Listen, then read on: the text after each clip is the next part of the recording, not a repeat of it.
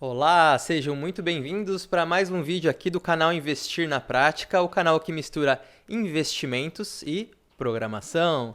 Isso aí, gente! E hoje é o último vídeo da série Primeiros Passos.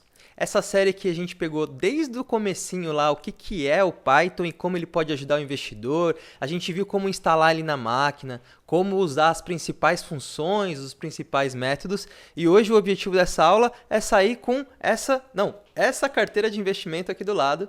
Uma carteira de investimento já que tem uma análise técnica, que utiliza também da análise fundamentalista para fazer um filtro de ações e no final aí até ponderar o quanto de lote você já tem que sair. Você pode ver que a carteira ela já sai prontinha, quanto você tem que comprar e o preço, o último preço que foi negociado. Então, para a gente chegar lá, eu vou mostrar para vocês como está o nosso Miro hoje. Quem acompanha aqui as aulas sabe que o Miro é a nossa ferramenta aqui de Mind Map e eu consigo utilizar isso para poder guiar as aulas aqui com vocês. Então, o Miro hoje ele já vem recheado, eu vou apresentar para vocês o que a gente vai fazer aqui na aula. Mas antes, como você já está acostumado aqui no canal, se você está gostando do conteúdo, se você está aprendendo bastante, deixa seu curtir aqui, se inscreve no canal, compartilha com um ou mais amigos e deixa a notificação ligada para que toda vez que a gente fizer um vídeo novo, você seja notificado, beleza? Então, aqui na nossa aula de hoje, vocês podem ver que nós vamos fazer algumas coisas aqui e elas têm que ter uma ordenação. Essa ordem vai ser primeiro definir os critérios e depois disso a gente vai fazer de praxe lá a coleta dos dados no Yahoo Finance, vamos separar isso e formar um scanner de ações. Para poder fundamentar esses critérios, eu vou mostrar para vocês aqui dois critérios, dois tipos de análise, duas escolas de análise, e essas escolas a gente vai misturar elas para poder sair com uma carteira já toda filtradinha. Vamos começar aqui pela análise fundamentalista, tá? Existem milhares de formas de você fazer todos os tipos de análise. As análises que a gente vai fazer aqui são análises um pouco mais superficiais aqui de início, só para vocês poderem filtrar o mercado. Vocês vão perceber que, à medida que a gente for aprofundando no assunto em próximos vídeos, a gente vai acabar chegando nesse filtro aqui no final das contas. É claro que é muito importante entender o porquê que a gente está utilizando tais métricas ou outras, mas também é importante que a gente tenha um resultado prático para que todo dia a gente consiga colocar isso em prática na nossa carteira e já começar a ter frutos sobre isso. Então, aqui na análise fundamentalista, eu separei para vocês um conceito bem básico, tá? Então, vamos imaginar que vocês têm uma empresa, vocês mesmos, né? Então, se você tivesse lá com a sua receita crescente, né, não só a receita, mas também o quanto você está conseguindo gerar de lucro com essa receita, se você percebe que isso tem crescido, a sua expectativa de crescimento dessa empresa é maior, porque eles têm crescido, né? Então, a mesma coisa acontece se você tem conseguido pagar suas contas em dia e, além disso, você tem conseguido negociar tão bem que as suas contas param de ser de curto prazo e você começa a parcelar suas compras sem juros, né? Ou fazer dívidas de mais longo prazo com juros bem menores, e aí você consegue então diminuir a sua dívida de curto prazo. Isso demonstra também uma saúde para a empresa. Então, o quanto ela consegue gerar de caixa e o quanto ela não consegue gerar de caixa vai determinar também o quanto que ela pode ou não pagar de dividendos. E os dividendos são a base para a precificação das ações. Modelo de Gordon, ou modelo de desconto de fluxo de caixa, utiliza os dividendos pagos das ações para precificar o valor intrínseco.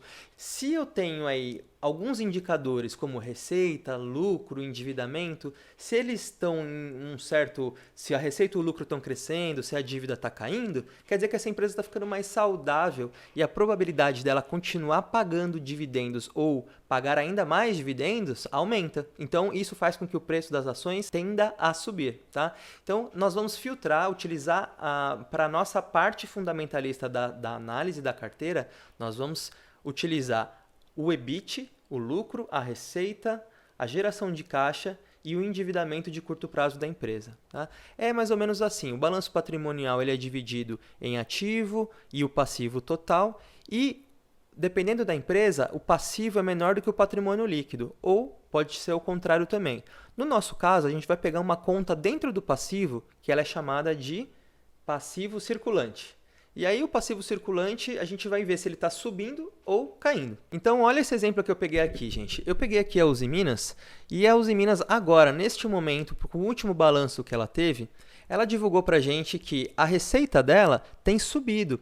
A gente vê também o EBIT, que é o lucro operacional, também está em tendência de alta. A geração de caixa, a mesma coisa. Isso é importante para a gente ver em que momento que a empresa está. Então, a gente pegou uma empresa e está olhando esses indicadores e está vendo se eles estão ascendentes ou descendentes.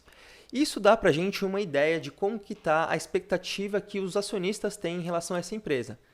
Imagina que a gente tenha que fazer isso de uma lista de pelo menos 100 ações do IBRX. Não daria para a gente ficar, até daria, né, para a gente colocar aqui na planilha e ficar olhando uma por uma para poder entender qual que é essa relação. Mas o nosso código, no final, vai fazer isso no apertar de um botão.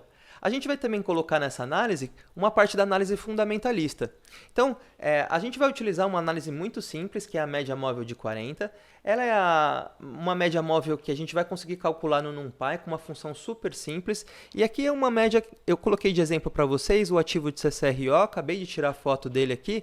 E a gente vai só evitar que a gente compre topos, né, para não comprar umas coisas que estão muito caras. Então, nós só vamos utilizar essa análise aqui depois de já ter passado a análise fundamentalista. Então, a gente vai ter no final uma lista de ativos já saudáveis e a gente vai querer entender em que momento que eles estão para comprar. Os ativos que estiverem mais longe da média de 40, a gente vai dar um peso menor na compra, tanto para cima quanto para baixo. Porque para baixo também da média de 40, o ativo pode estar começando uma tendência de queda. A gente não quer entrar num ativo que no momento está numa tendência de queda. Então, nós vamos olhar a distância e utilizar a distância que o preço está da média móvel de 40 para poder dar o peso na nossa carteira. Eu separei para vocês também um estudo que mostra como que essas interferências que a gente faz na carteira, como uma escolha de análise técnica e também análise fundamentalista, pode ter na melhora da performance na sua carteira. Aqui eu fiz um estudo onde a gente coloca aí uma cesta de ativos e faz essa jogada de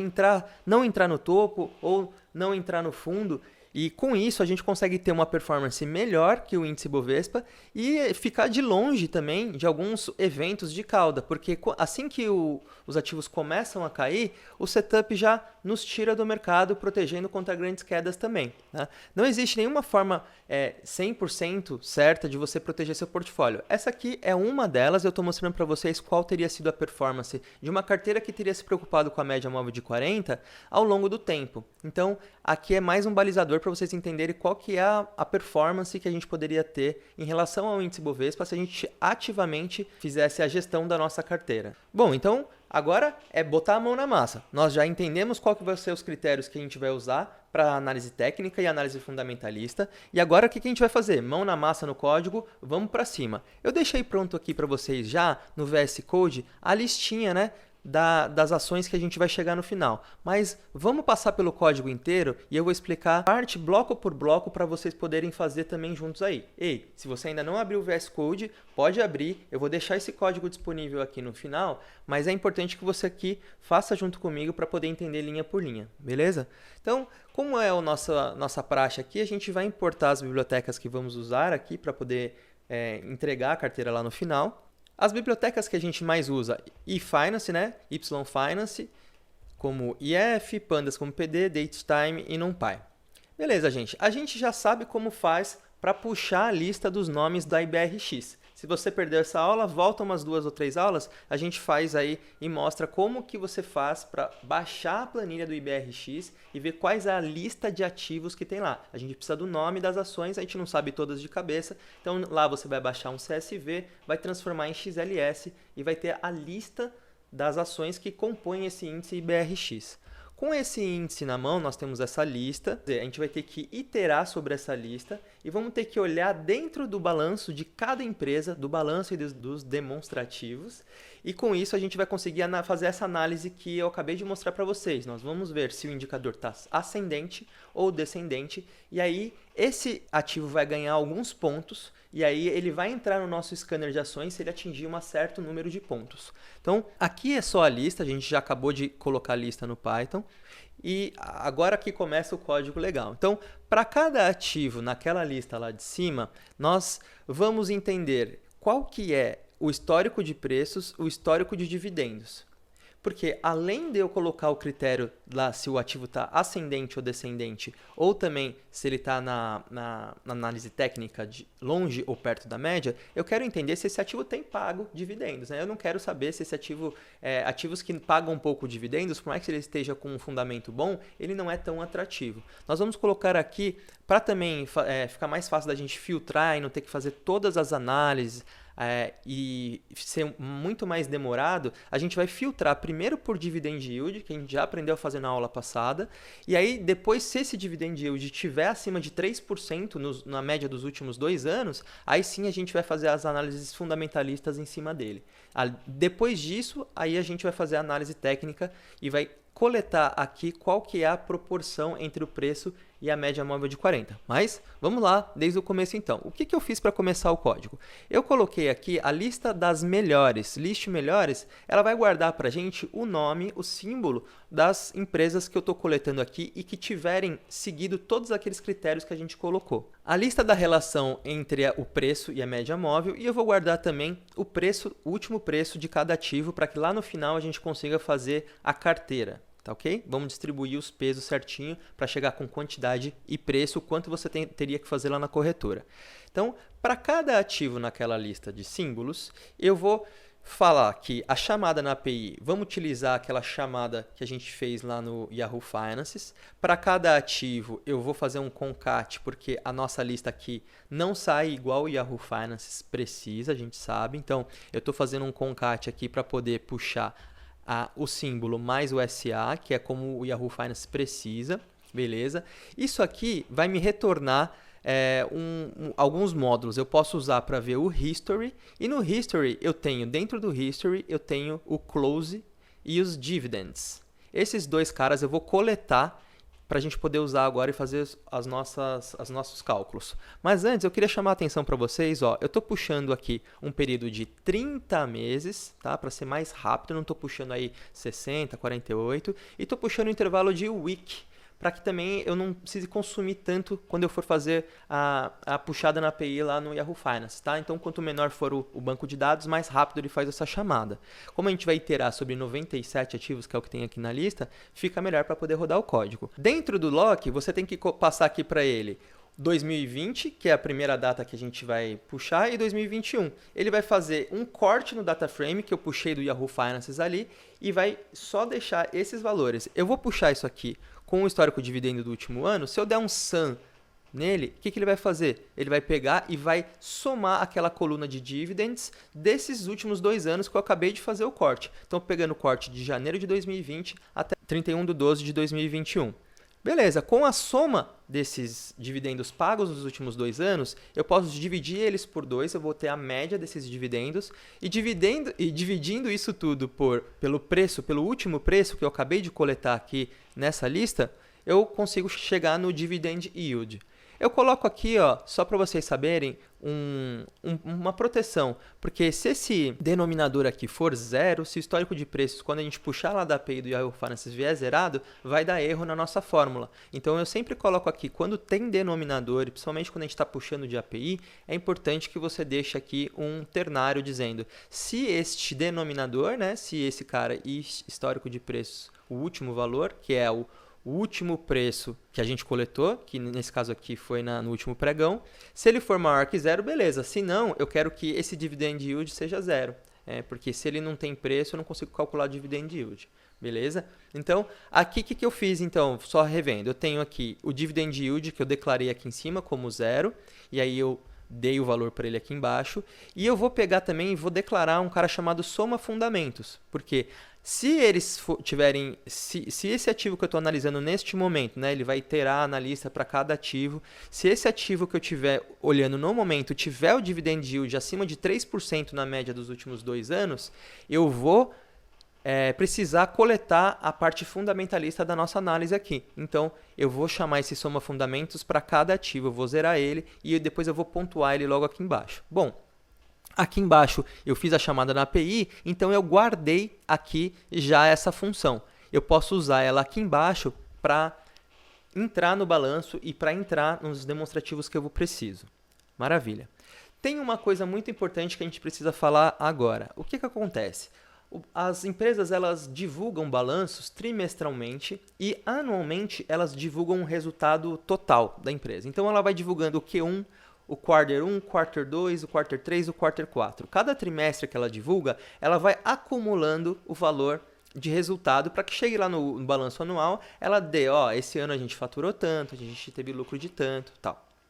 Acontece que, como a empresa ela vai divulgando o balanço trimestralmente, a gente tem que fazer uma diferenciação do que é um balanço trimestral e um balanço anual.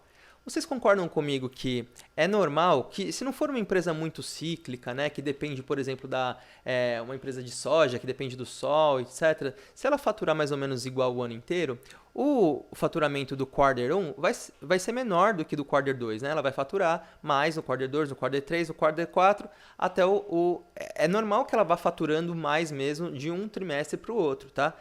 Vai acumulando, né? Claro, para chegar no resultado anual. Então, como o valor é acumulativo, é normal que esse valor seja maior. Então, a gente não vai olhar essa dinâmica de um quarter para outro. A gente tem que olhar a dinâmica de um ano para outro. Então, nós vamos olhar a janela de um ano inteiro fechado para outro ano fechado.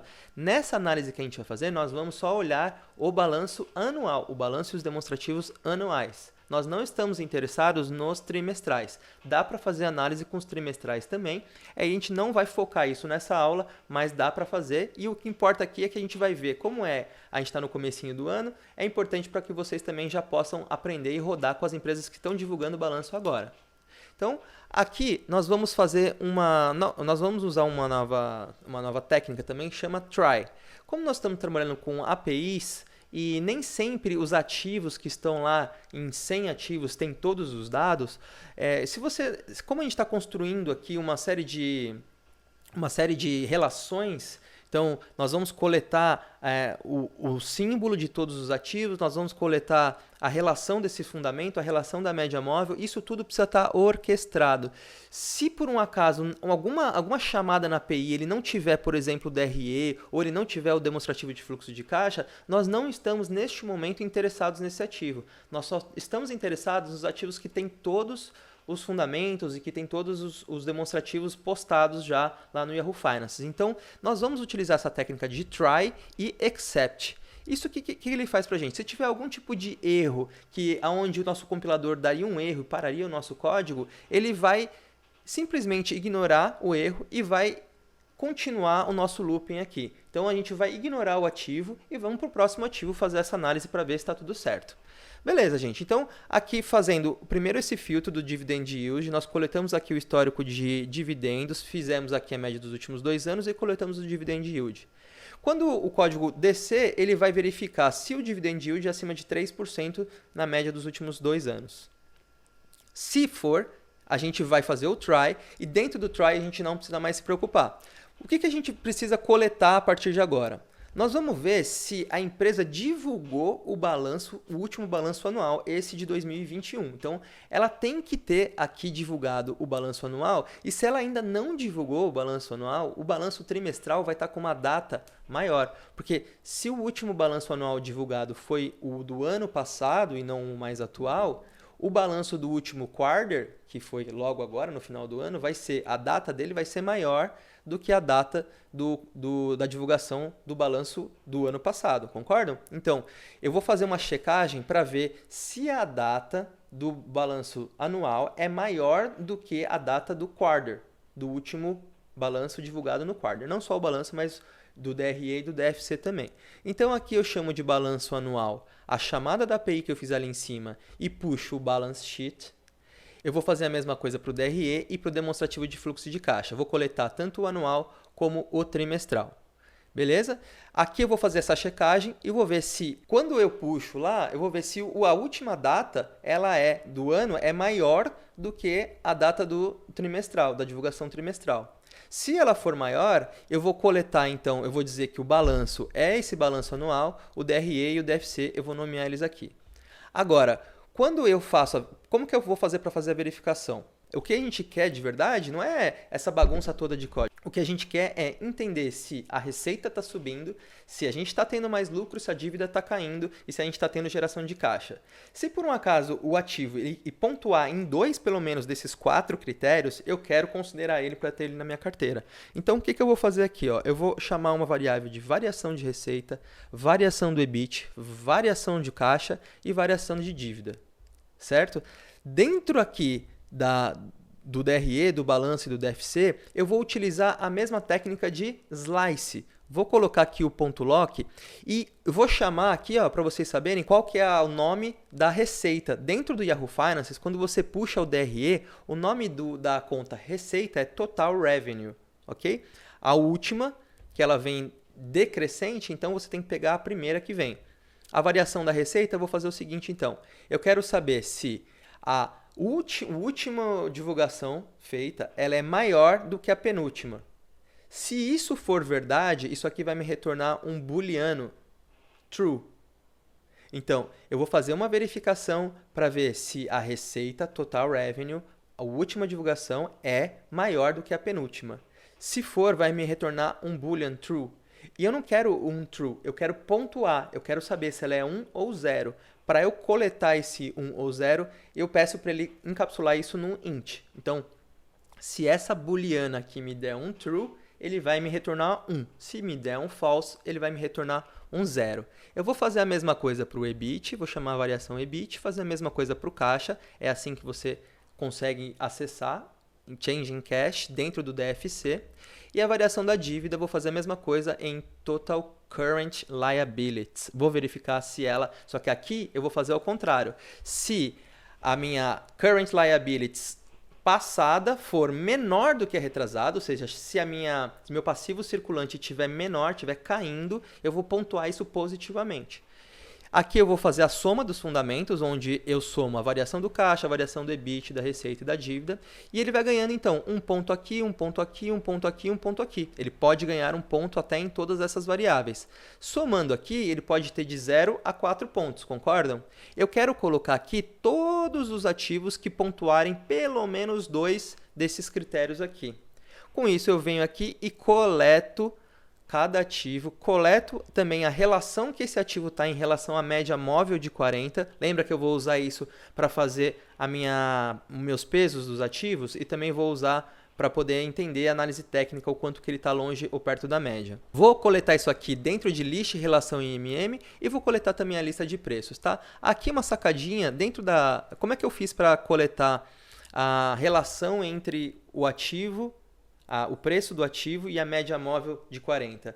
Eu criei aqui uma função com o NumPy. O NumPy, se você colocar aqui, se você passar uma lista com esse método no np.min, np porque eu chamei NumPy de np, se eu fizer esse método aqui, ele vai me calcular, como eu fiz um corte na lista dos últimos 40, ele vai pegar os últimos 40 pregões, né, no caso fechamentos aqui, e vai calcular para mim a média móvel desses últimos fechamentos. É o que eu quero. Então, se eu fizer np.min, ele vai me dar aqui, que valor é esse aqui? É o valor da média, certo?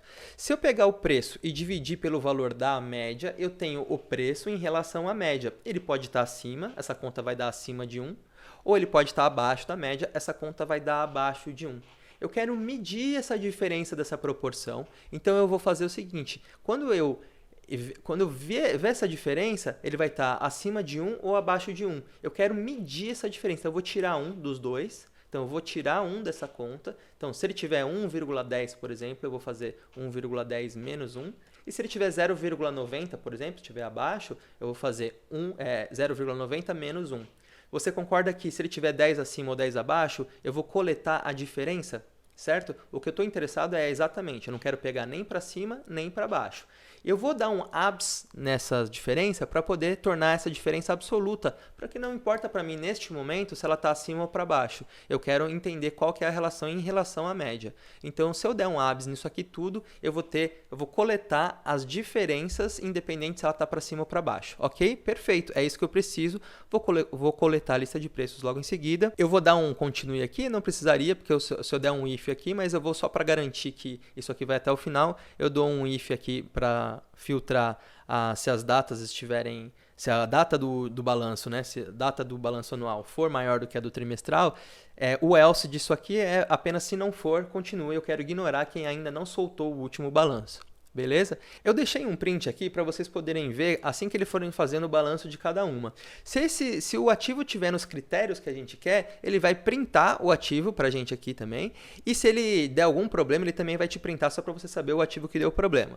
No meu caso aqui, no dia que eu estou fazendo, esse foi o resultado que ele vai pontuar. Ele vai ver aqui, o primeiro fator que ele está pontuando aqui ó, é a variação da dívida, o segundo é a variação do caixa, o terceiro é a variação do EBIT, a receita, e aí ele posta pra gente a data do último balanço só pra gente checar se ele está realmente olhando o último balanço anual divulgado. Então aqui ele vai printando a cada ativo que ele for consultando, você vai ver que ele vai pontuando aqui e vai printando para vocês. No meu caso, eu passei 97 ativos e fiz em 2 minutos e 54 segundos.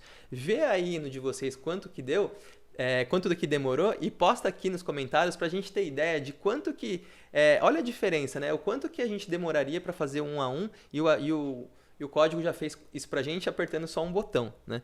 Então, logo em seguida, o que a gente quer fazer? A gente acabou de coletar lá, então, os símbolos que estão nos nossos critérios fundamentalistas. Então, pagaram mais de 3% de dividendo na média dos últimos 2 anos.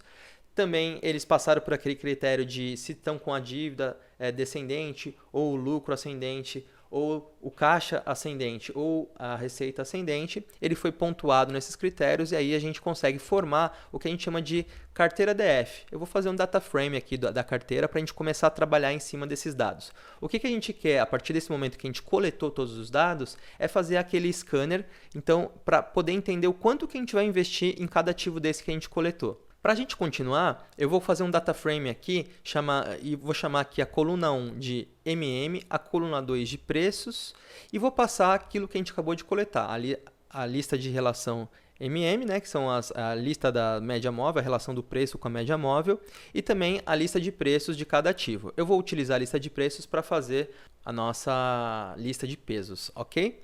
Beleza. Eu vou dar um sort no final aqui, porque eu quero que esses ativos saiam numa tabela e eu quero que eles saiam com a relação da média da menor para maior. Se eu fizer aqui um Ascend and Go Through e pedir para ele printar, vocês vão ver que ele vai soltar para vocês uma tabela assim. Ele vai estar sempre com... Esse ativo da Elet, por exemplo, ele está com uma relação entre a média móvel e o preço 0, ou seja, o preço está muito próximo da média móvel, está bem do jeito que a gente gosta de entrar no papel. Já a CPFE, a BIF, eles já estão com uma relação entre a média móvel muito superior, tá? 23% longe da média móvel, certo? E esses ativos que estão longe da média móvel, a gente quer entrar com eles menos. Eles têm um bom fundamento, a gente já passou por todos os critérios que a gente precisava, só que aqui a gente quer entrar com um pouco menos, porque a gente sabe que um ativo quando se distancia muito da média, a tendência é que ele volte para a média ou a média volte para ele, a gente nunca sabe, mas a gente vai investir menos neles, vamos usar esse critério técnico e vamos dosar o quanto que a gente vai entrar em cada ativo de acordo com a distância que ele está em relação à média dele aqui agora. Então, logo em seguida, o que a gente precisa fazer? Você percebe que nós temos aqui na nossa bolsa ativos ON e PN. Se a gente investir 2 vezes no mesmo ativo, a gente vai acabar tendo uma posição dobrada, uma exposição dobrada nesse ativo. A gente não quer isso, certo? Então, o que a gente vai fazer aqui? Eu vou chamar aqui de lista drop uma lista com todos os ativos que a gente não quer ter dentro dessa lista. No meu caso aqui, ó, eu vou tirar a Elet 3, porque já tem Elet 6, e vou tirar também a Petro 3, eu prefiro trabalhar com a Petro 4. Se você tiver algum ativo que não queira trabalhar também, você pode colocar nessa lista aqui, e aí nós vamos dar um comando nesse data frame para dar um drop, né? Para tirar esses ativos da nossa carteira. Ele vai pegar por indexador e vai tirar o que você passar na lista drop aqui. Eu vou tirar Elet 6, Elet e Petro 3 e vou chamar esse novo data frame que a gente está criando de carteira limpa. Com a carteira limpa, eu consigo agora trabalhar os pesos. Beleza, gente. Então, eu tenho a carteira limpa aqui. Eu vou printar para vocês a carteira limpa. Beleza, a carteira limpa, ela já tirou aqui a Elet e tirou a Petro também. Com a carteira limpa, agora a gente precisa criar uma lista de pesos para essa carteira. Então, nós temos ali a relação entre o preço e a média móvel. A gente tem que, para quanto maior a distância que o ativo tiver, tanto para cima ou para baixo da média móvel, a gente quer comprar menos dele. Mas eu quero garantir que ele vai pelo menos comprar um pouco desses ativos. Então, eu vou colocar um determinante aqui de 1 mais x para ter uma base de floor, um piso. Vocês não precisam entender muito bem o que é isso, mas eu vou fazer uma ponderação. Para cada ativo e o quanto ele tem desse fator, que é a relação entre o preço e a média móvel, eu vou dar um peso que ele vai ter dentro da carteira. Então, essa fórmula aqui, ela cuida disso. Eu estou ponderando cada ativo pela distância que ele está da média móvel. Quando eu fizer isso, como o valor que os ativos que estão mais longe têm um valor maior, eu quero que seja uma relação inversa. Eu quero que quem tiver um valor maior receba menos peso no aporte. Então, eu vou utilizar no final dessa função uma função aqui da própria list, que é listpesos.reverse. Quando eu fizer isso, ele vai reverter essa lista que ele tinha feito e vai me printar um negócio desse aqui, ó.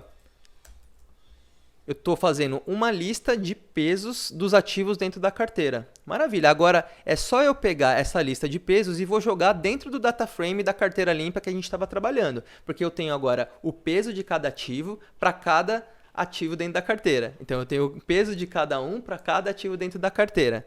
Agora, vou printar aqui a carteira limpa para vocês entenderem como é que ficou. A lista de pesos já está para cada ativo. Agora, ficou simples. Eu só preciso, então, entender o quanto de dinheiro eu vou colocar e vou dividir de acordo com esses pesos. Aqui, 6%. E um ativo que está muito longe da média, ele vai dar 5,5%. Você vê que é apenas uma pequena suavização para você dar mais peso para os que estão mais próximos da média móvel e não ficar dependendo tanto aí dessa distância, dessa variabilidade que o mercado tem. Então, vamos supor que você queira aí negociar R$10.000 e aqui é só a gente fazer a multiplicação do peso vezes os R$10.000 dividido pelo preço do ativo. Eu vou fazer aqui um round, é uma técnica para ele tirar todas as casas decimais e a gente garantir que ele vai aplicar no máximo R$10.000. Às vezes, se a gente dá um round simples, ele pode só cortar as casas decimais, mas às vezes ele pode jogar para cima ou para baixo o round. E aí a gente não consegue garantir que ele vai colocar só os R$10.000. Aqui, se eu divido a relação, né, essa conta que eu fizer por 100, colocar apenas 2 casas decimais e depois que eu fizer o round, eu multiplicar por 100 de volta, eu tiro as casas decimais, então eu garanto que se eu aplicar tudo isso, vai faltar um pouquinho para os 10.000, mas eu nunca vou ultrapassar os 10.000. Maravilha! Agora o que eu tenho aqui? Uma carteira, eu tenho o lote de cada ativo que eu quero negociar e aqui para dar uma limpadinha eu vou chamar de carteira final e vou colocar na ordem certa da boleta. Eu quero primeiro que seja lote e depois preços. A nossa carteira final então chegou desse jeito. É isso que a gente tem de resultado. Eu tenho uma carteira já com o lote de cada ativo, eu posso entrar no mercado fracionário aqui no Brasil, então eu colocaria apenas um F aqui na frente, e tenho os preços. Eu tenho uma carteira que ela sofreu uma análise fundamentalista, uma análise técnica, critérios de precificação de peso, e agora a gente tem aqui exatamente o quanto que a gente precisa comprar de cada ativo. Você pode fazer isso de forma trimestral ou anual. Esses ativos aqui, se você não gostou de um, você pode cortar e refazer a lista de pesos também. Mas o importante é que só de você ter chegado até aqui, entendido já, feito todos esses filtros, a gente garante que essa empresa não é ruim. Ela pode não subir, ela pode não cair, ela pode cair, mas o que interessa é que a gente se preocupou e fez uma análise de verdade. A gente não ficou preso à impossibilidade de fazer uma análise em muitos ativos porque a gente não tinha tempo ou porque a gente não tinha capacidade, não sabia onde coletar. Agora a gente sabe coletar e agora que o código está feito na sua máquina também, com apertar de um botão, toda vez que você precisar, em 2, 3 minutinhos você já tem esse scanner pronto e pode aportar toda vez que você precisar aportar ou rebalancear seu portfólio.